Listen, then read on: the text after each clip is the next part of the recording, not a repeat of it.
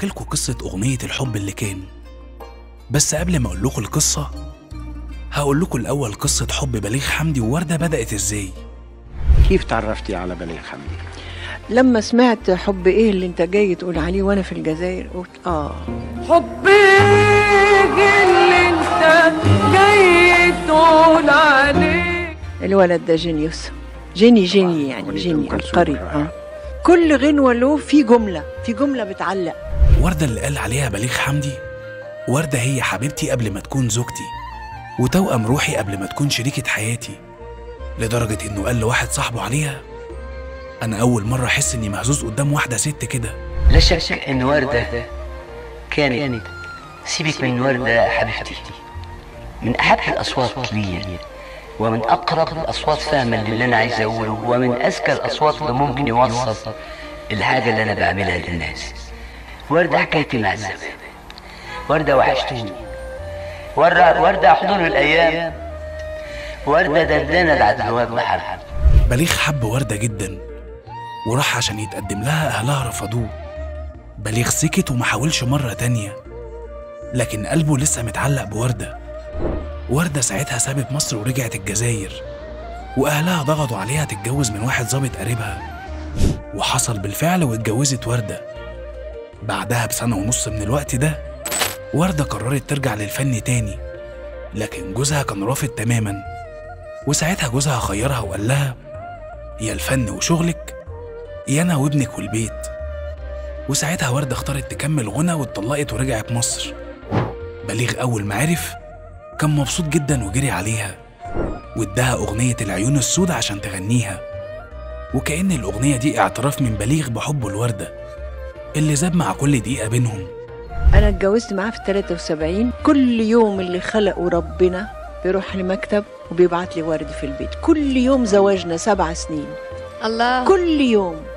بالمناسبة كان بيكتب أغاني كرسائل لوردة، لدرجة إن أم كلثوم قالت له في مرة: هو أنت صحيح عملتني كوبري عشان تبعت من خلالي رسالة للبنت اللي أنت بتحبها؟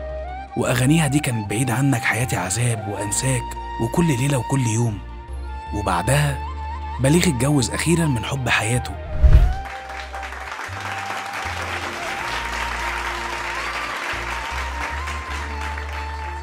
بليغ حمدي الحتة الحنينة اللي بتوصل، الجملة اللي بتوصل للقلب. حب البليغ كان حب مش فني، لكن كنت معجبة بالفنان من فنه، من خلال فنه، فكان رباط قوي، الرباط برضك اللي بينه وبين بليغ.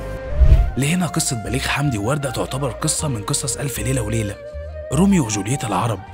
لكن كل قصة كبيرة نهايتها بتبقى أكبر. بعد 6 سنين من جواز بليغ ووردة قررت وردة تتطلق من بليغ، وبررت ده بالغيرة، وقالت: أنا اتعودت على حياة للأسرة على عكس بليغ. طلبت الطلاق من الشريك ده وجبت أهلي من باريس عشان أتطلق. بليغ ساعتها كان موجود في أبو ظبي، ولما سمع الكلام ده بعت لمدير أعماله وقال له طلقها. الست وردة طلبت وقالت له لازم تطلقني وبتاع، يعني قالت كتير. فهو راح ضارب لمحمود لطفي تليفون وقال له طلق يا محمود. وبالفعل تم الطلاق. بعد انفصال بليغ ووردة سافرت وردة لفرنسا، وقابلها في الشارع صحفي مصري وسألها هو بليغ عامل ايه. فردت وردة وقالت له: مين بليغ ده؟ أنا معرفش حد بالاسم ده. بليغ الإنسان مجنون ومواعيد ما بيحترمش وبوهيمي، يعني الفلوس مخروم، دي مخرومة. انتشرت الحكاية ووصلت لبليغ. بليغ انهار جدا لما سمع الحكاية واتصاب باكتئاب شديد جدا. بيحكي المخرج جميل المغازي صديق مقرب لبليغ وبيقول إن هو وبليغ خرجوا في يوم سوا بعد الانفصال وطلعوا على البحر، ومسك بليغ العود بتاعه وبدأ يدندن مع نفسه كلمات. بيقول المخرج جميل المغازي: كنا بنمشي وراه لأنه مجنون وممكن يعمل أي حاجة. قعدنا جنبه أنا ومحمد رشدي وسوزان عطية، قعد يعزف بالعود ويقول كلام. كان معايا ورق كتبت كل كلمة كان بيقولها، ووصيت رشدي وسوزان يحفظوا المقامات لأني ما بفهمش في الموسيقى. وكان إحساسه بالحزن والاكتئاب هو السبب في إنه يخرج مشاعره كلها في أغنية من أعظم الأغاني اللي غنتها ميادة الحناوي. تاني يوم كنت عنده وبقول له: فامبارح عملت على فكره لحن ما حصلش.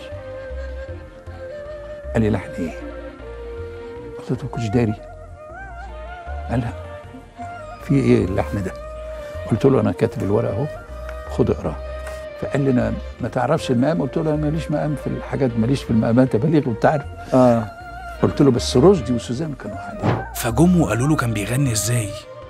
دخل اوضته وقفل على نفسه 3 أو 4 ساعات، وبعدها خرج لنا وطلع غنى لنا اغنيه الحب اللي كان دي بعد ما لحنها، وكلنا كنا بنبكي. احاسيسه كانت بتبكينا. غنى وقال انا الحب اللي كان اللي نسيته اوام من قبل الاوان، نسيت اسمي كمان، نسيت يا سلام على غدر الانسان. كلنا كنا بنبكي. الاحاسيس بتاعت بليغ هي اللي كانت بتبكينا. وفي تسجيل نادر لبليغ حمدي قال كام جمله ما غنتهمش ميادة في الاغنيه. قال انا الحب اللي كان، انا اصدق انسان، وكان يا مكان ادي نهايه قصتنا مليانه بالاحزان. ودي كانت الاغنيه اللي بيعاتب فيها ورده وبيفكرها بالحب اللي فضل معلق في قلبه لغايه ما مات. بليغ وهو بيموت كان بيردد اسم ورده على لسانه، من وردة حبيبتي. وبعد وفاته ورده دخلت في حاله اكتئاب، وبقت في كل مقابله بتعملها لازم تجيب سيرته. وبالرغم من انها توفت بعد بليغ ب20 سنه لكنها ما عرفتش تنساه. قلت له بودعك يا بليغ، بودعك، اقول للناس بودعك وبودع الدنيا معاك. والله زمان يا هوى زمان، والله زمان زمان يا هوى زمان.